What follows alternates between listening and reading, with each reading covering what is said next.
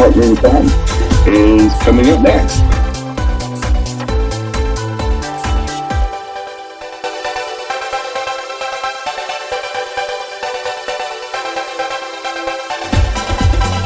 Hey everyone, I'm Jim's sidekick. Welcome to Two Queers in a Truck. Hi y'all. See you soon.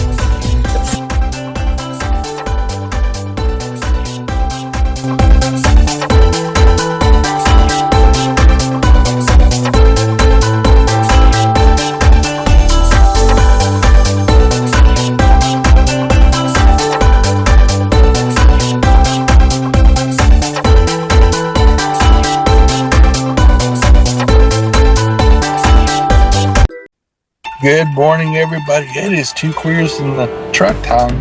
It's June 17th. For a couple days, also from Juneteenth. Wow, yeah. And we don't always talk about Juneteenth every year, especially on Two Queers, which may be something that should be corrected. And I was thinking about it the other day. We haven't talked about it a long time. In general, we don't seem to be talking about it as nationally since George Floyd and since the COVID thing began. I noticed that Juneteenth seemed to be celebrated more before COVID. And I was thinking about this, and I don't know if maybe the overall arching message of the Black Lives Matter and all that kind of replaced the Juneteenth message, or if it became more global. Because if we remember, during the summer of 2020, there was protests all over the world for the George Floyd incident and all that. And I'm wondering if that awareness amplified but replaced the message of Juneteenth.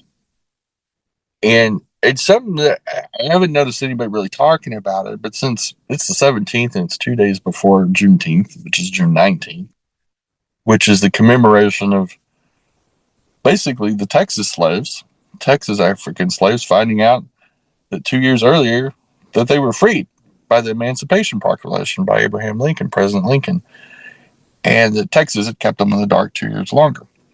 And that happened on June 19th, 1865. And was a horrible thing, as is the Civil War. And anytime Americans fight Americans, it's always going to be a bad thing. It's no matter whether you win or lose, you still both sides lose in many ways. Everybody that died in that war pretty much was an American, whether they were a Confederate or a Yank. And it's kind of sad. And because we're kind of going through this cultural civil war now, the MAGAs versus the liberals. And it's heartbreaking. It's heartbreaking that we're still fighting cultural wars about fascism. That a certain amount of people in our country believe no matter what, the president gets to do whatever they get to do. Which is the most anti-freedom, anti-patriotism mentality you could ever have. At the same time, the irony is these people were claiming to be patriots. Like if you go on any MAGA's page, whether it's Joe Sixpack or a politician or a grifter having a podcast or whatever, trying to make money off this whole thing, selling golden watches or lotions and potions like Dr. Oz or whatever the fuck they're trying to hawk, some new book or something, when most of them can't even spell or read or write. I guess writers in this MAGA are really making a lot of money. Good for them.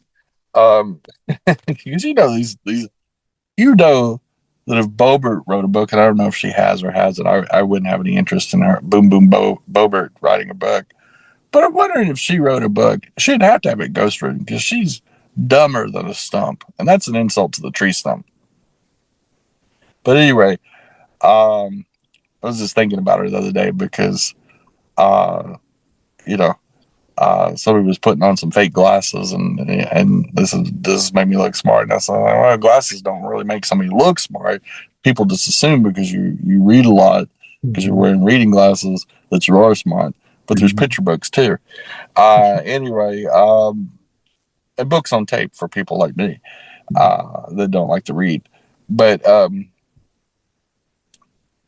sadly, this cultural war has really culminated into a lot of hate, including people that will support the police no matter how heinous a crimes the police commit. And we watched in horror in 2020 George Floyd getting executed for trying to pass a $20 bill. That was his crime. He got the death penalty for a $20 bill. And they've all tried to say, oh, there was drugs in his system. That's what really killed him. And blah, blah, blah. And of course, the jury's already convicted the cop that killed him, Derek Chauvin. So we all know that that's BS.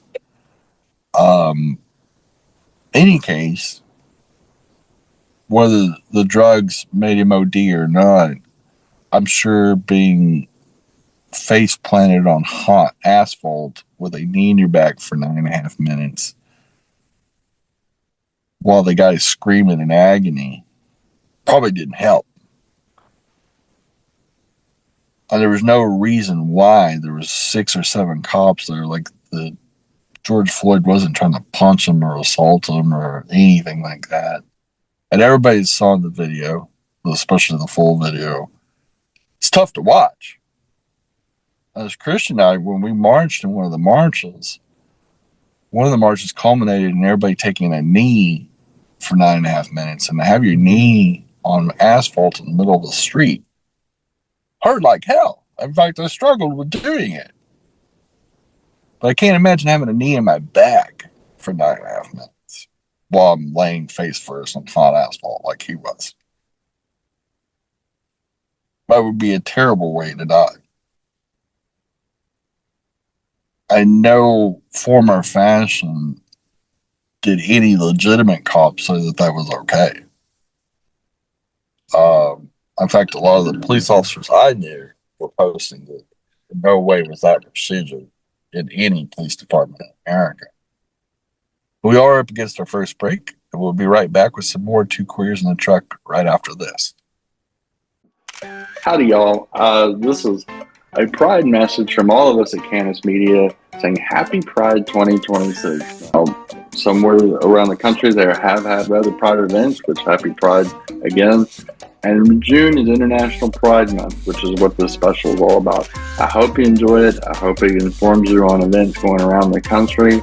And most of all, enjoy your freedoms and enjoy Pride. Happy Pride, y'all.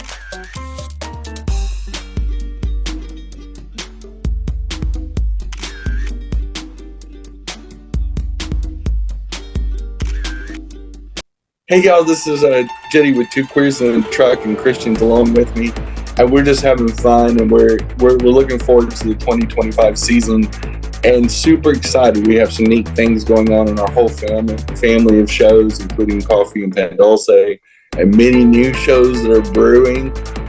Get it, and we are excited for 2025 and all the chicanery and other things that comes with it. So happy new year, and we'll see you on the flip side. Bye y'all.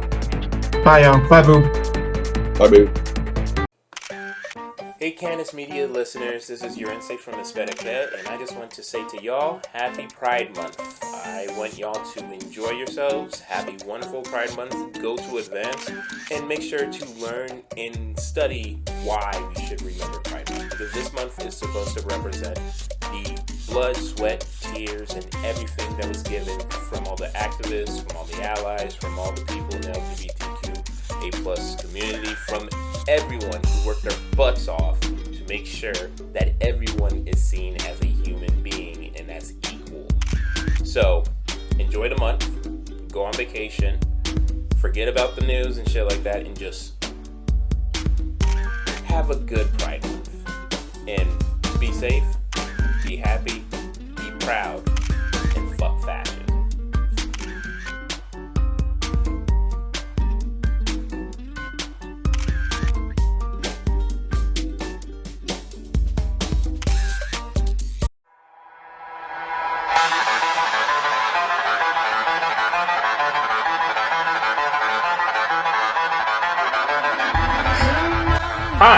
This is your Ense Pascual Mateo. I am back. Spedica is back in 2026, and yes, my hiatus was sad, and it was caused by a bunch of, I don't know, butthurt losers. But I'm not gonna say that. Don't worry, I'm here. I'm gonna be annoying. I'm gonna say fuck fascism, and I'm gonna stand up against this shit. So please like, subscribe, enjoy my show, and let's fight against the bullshit that we continue to live through.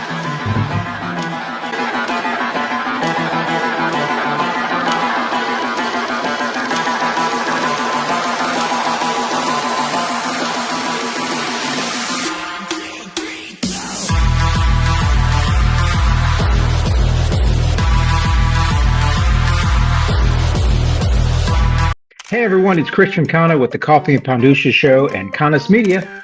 We just wanted to wish you a happy Pride 2026.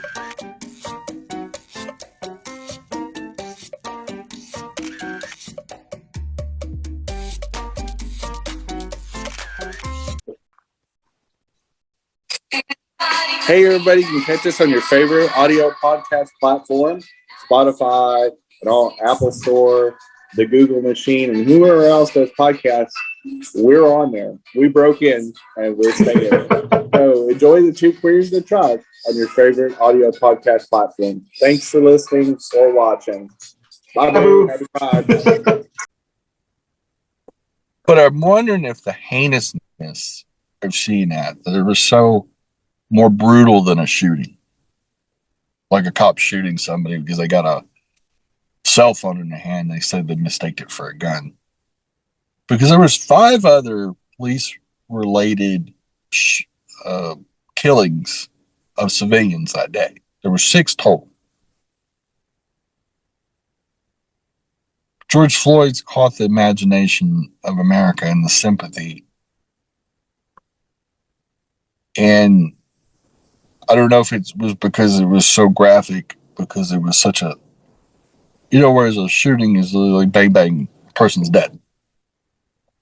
Kind of like the shootings earlier this year by ICE agents against civilians. Mm-hmm. It was over pretty quick, and it wasn't as dramatic as the death and assassination of George Floyd. And because of all the drama surrounding that cop and George Floyd and the fact they knew each other, the Derek Chauvin was known to be a dirty cop and a mean cop. And just the overall cruelty of the video. And if you ever seen it and be ready to see somebody really struggle. They know they're struggling. They know they're going to die. And calling out for their mom and just scared, legitimately scared. Like you could see him scared out of his mind during this video. And it's a tough watch. And, if not having a good day or you're a little, unstable right now, you probably shouldn't watch it. Don't go watch it and ruin your day.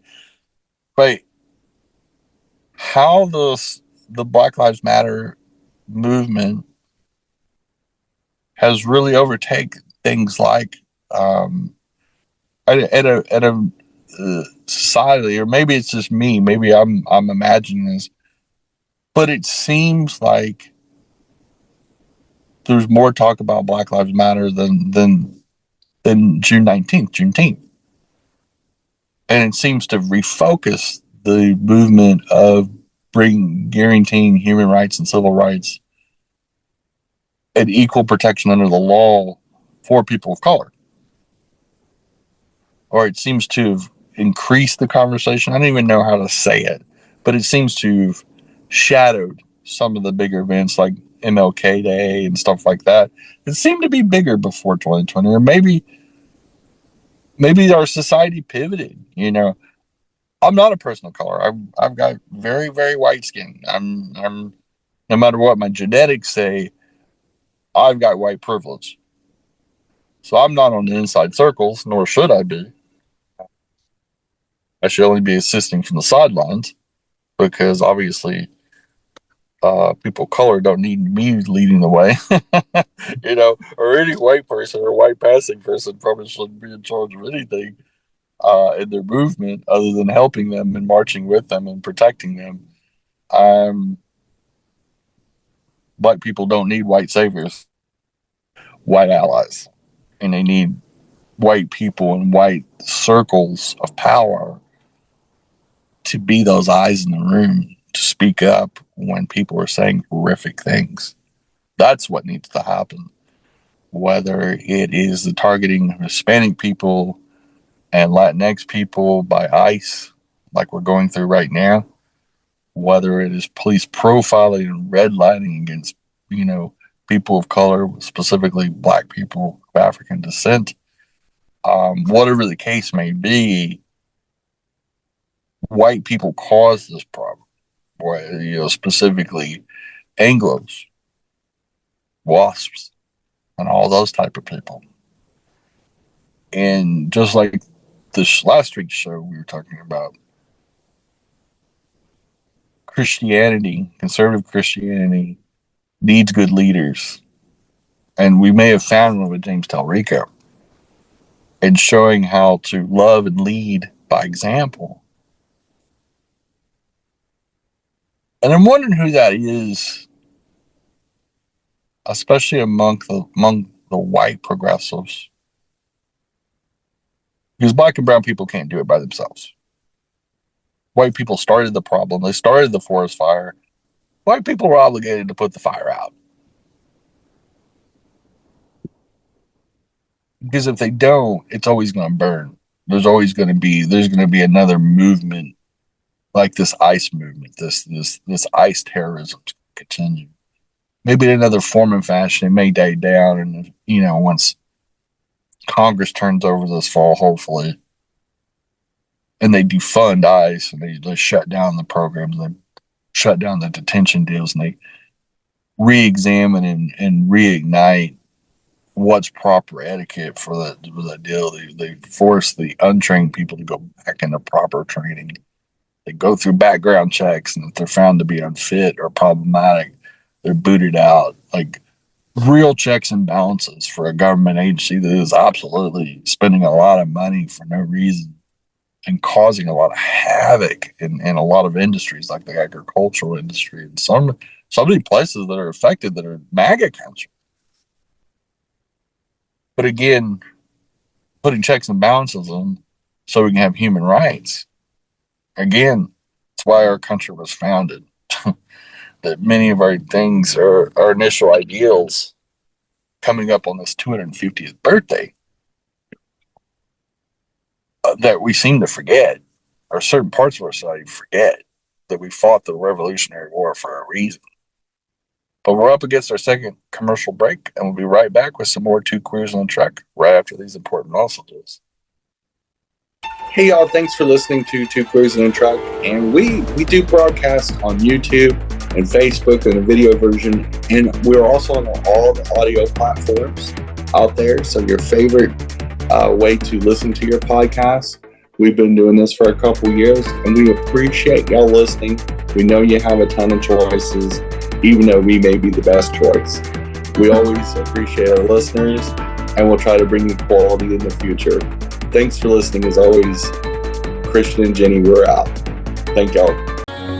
Hey y'all, just a happy reminder from all of us at Coffee and Pedalce. It's Happy Pride Month, Happy International Pride Month.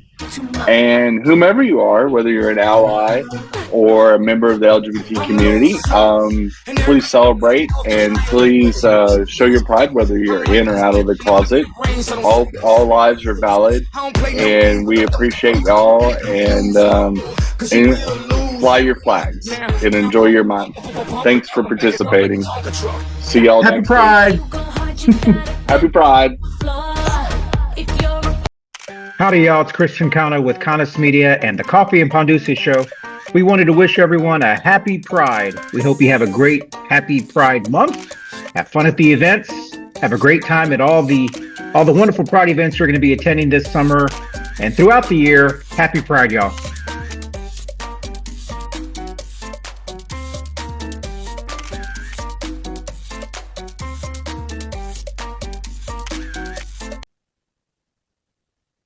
And I'm going to switch gears here a little bit, because this last weekend we just had part of Trump's big 250 backyard party white trash celebration. And as of this recording, most of the entertainers have pulled out, which I'm happy to see, because there were some that I was like, oh man, that's going to suck if they perform, because I'll never be able to listen to their music again. A lot of them cited safety concerns, a lot of other things. They didn't know it was a partisan event. They didn't know it was really going to be more about Trump than America's birthday. And I don't know what you think, Kristen, but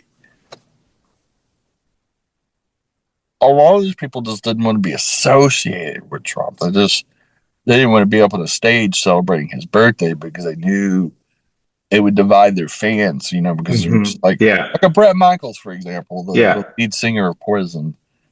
Very pro-veteran. He's done a lot of pro-veteran deal. I don't know what his politics are. I don't know how he votes, but I think he leans more progressive than conservative. Once he realized I don't think he wanted to say an anti-Trump message, but he just said, I don't feel like it's a very secure event. Yeah. I got to think about my band and my staff, and it's more than just me, and it seems to be more partisan than they originally told me when they signed on to this. And several other performers withdrew for that same reason, the safety concerns, and that it was more partisan and more about one person instead of about being about the country. And number two, my another two question to you is, I wonder why they're not like putting Lee Greenwood, Ted Nugent, and Methadone Rock up on the stage. Why they weren't asked first anyway?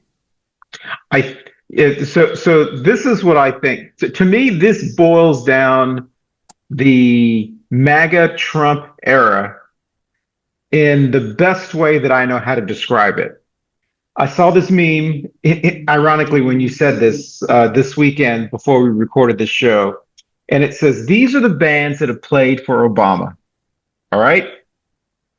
U2, Bruce Springsteen, Bob Dylan, The Grateful Dead, James Taylor, Stevie Wonder, Aretha Franklin, Earth, Wind and Fire, Booker T, the MGs, Wynton Marsalis, Herbie Hancock, Trombone Shortly, Beyonce, Usher, and many, many more.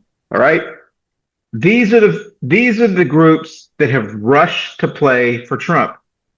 Kid Rock and Vanilla Ice.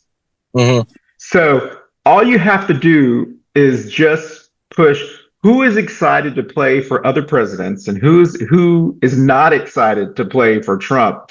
And I think that highlights just the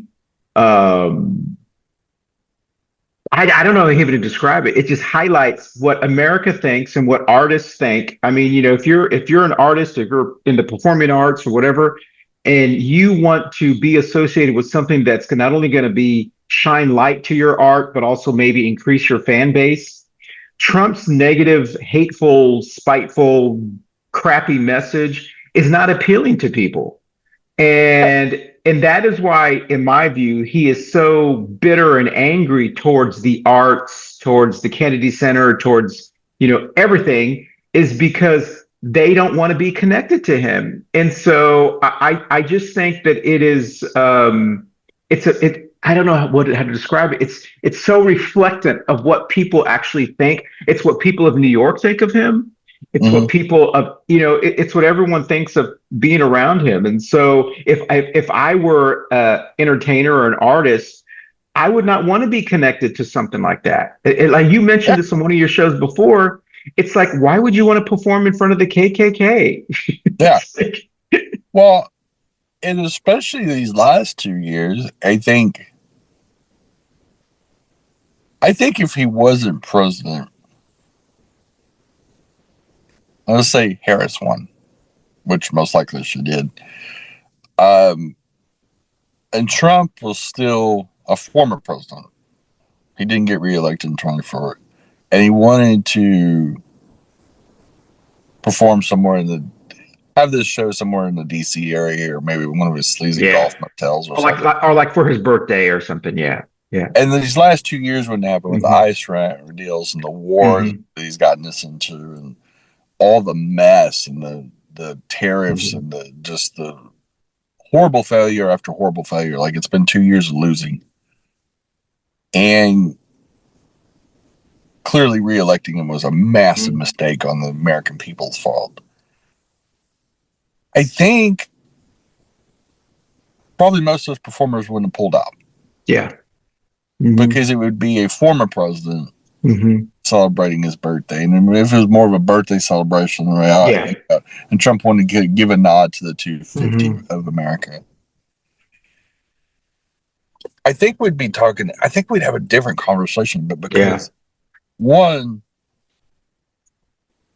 the only thing he's done great in America is he's greatly divided this country really bad. Like, it's more divided than it's ever been since the Civil War, to be honest. Like, I don't even think all the 50s and 60s race rights and freedom stuff and all that, I don't even think it was divided then as much as it is now, because it's clearly, and it's not even 50-50 down the middle. The MAGA movement's maybe 15% of the adult population. Exactly.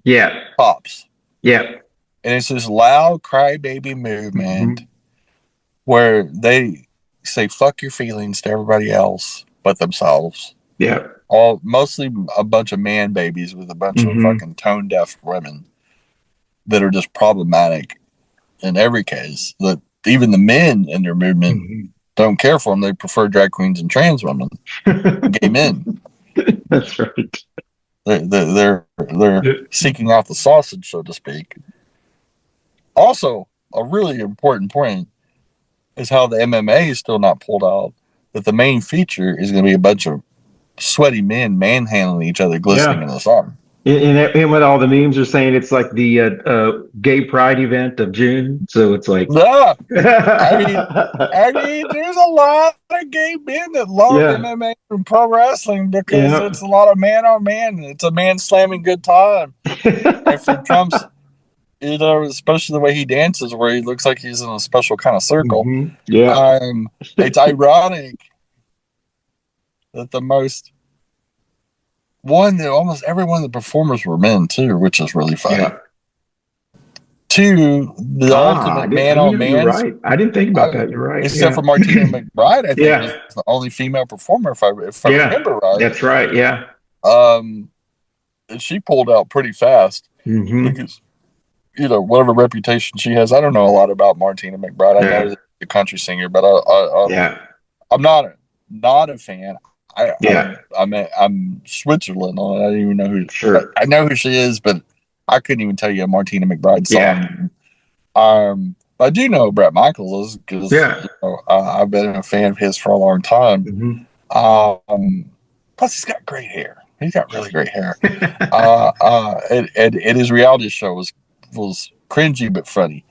That he was in a Rock of Love. He was trying to find the love of his life for 2 or 3 seasons and failed miserably. He usually just ended up in orgies and drinking and stuff. But anyway, but it's just ironic that there's, again, so much oddly queer things that go on with these conservatives. And the fact that he's making such a big celebration in the middle of June and Pride Month versus 4th of July weekend. Exactly. Yeah, that's kind of weird. When it's really supposed to be about the 250th birthday. And like a child, he has to celebrate his birthday on his birthday month. Yeah. That's why they did it in June. Most adults, like, I rarely celebrate my birthday on my birthday. Last year was one of the first times I celebrated my birthday on my birthday. For many years in a row. I did things way after or way before my birthday because I don't really care. I'm not 10 years old. I don't even have to celebrate my birthday, but if I do, it's great. And if I don't, it's great. It's just another trip around the sun, just like any other day for myself personally. But of course, this man child, that fills up his diaper on an hourly basis, has to have his things his way. But anyway, that's all the time we have for this episode. Happy Pride to everybody again in Pride Month, and support Black and brown businesses. more than ever, I've been thinking about this, especially with Juneteenth coming up, is find Black and brown businesses in your local area and support them. It's getting harder and harder for small businesses to make it. So many small businesses are going away because of the Amazons and the Walmarts and all that. Choose to buy small. Go out of your way. I know it's a little harder, but boy, once we lose all these small businesses in these small little towns, they're not coming back.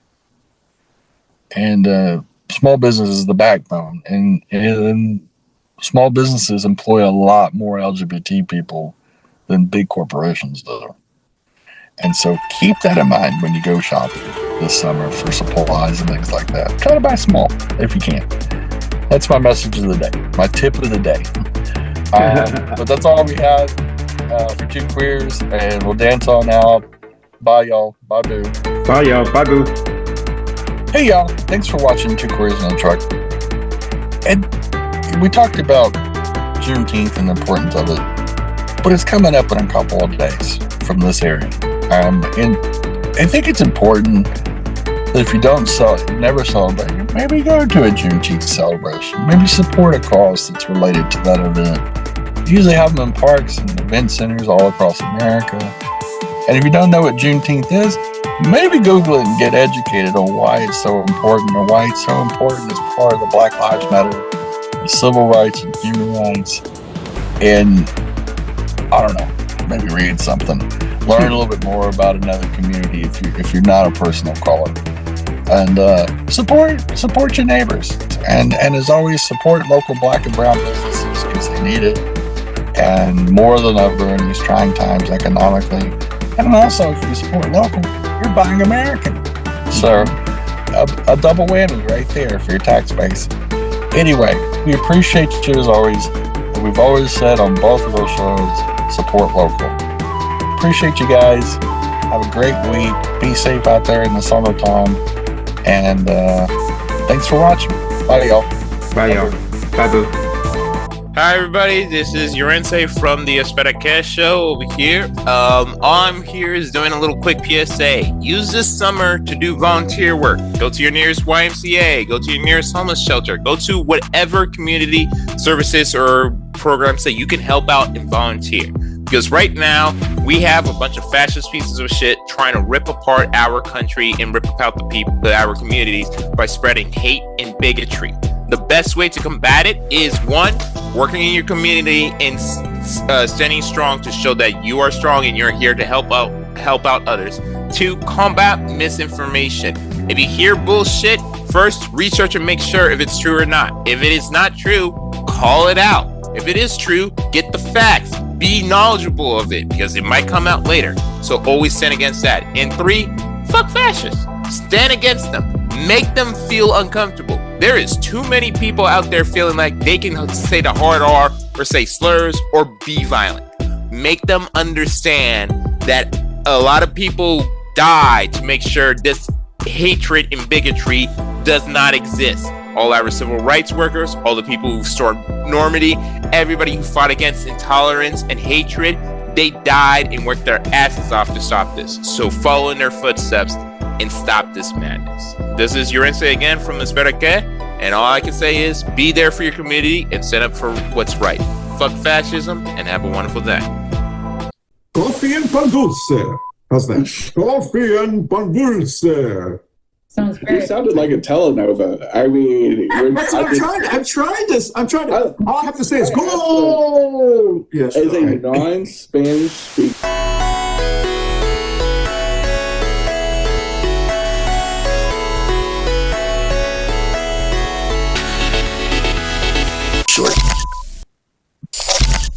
All right, let's talk about his Jesus Jesus meme. You know what I'm talking about? Okay, yeah. That'll be the show. All right, here we go. Okay, so we'll just take this last commercial and then we'll come back. All right, here we go.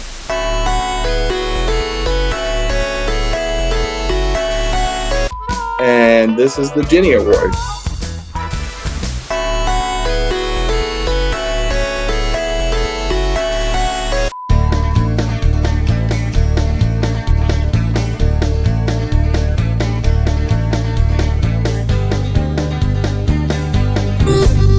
and this is the Pendejo Chronicles.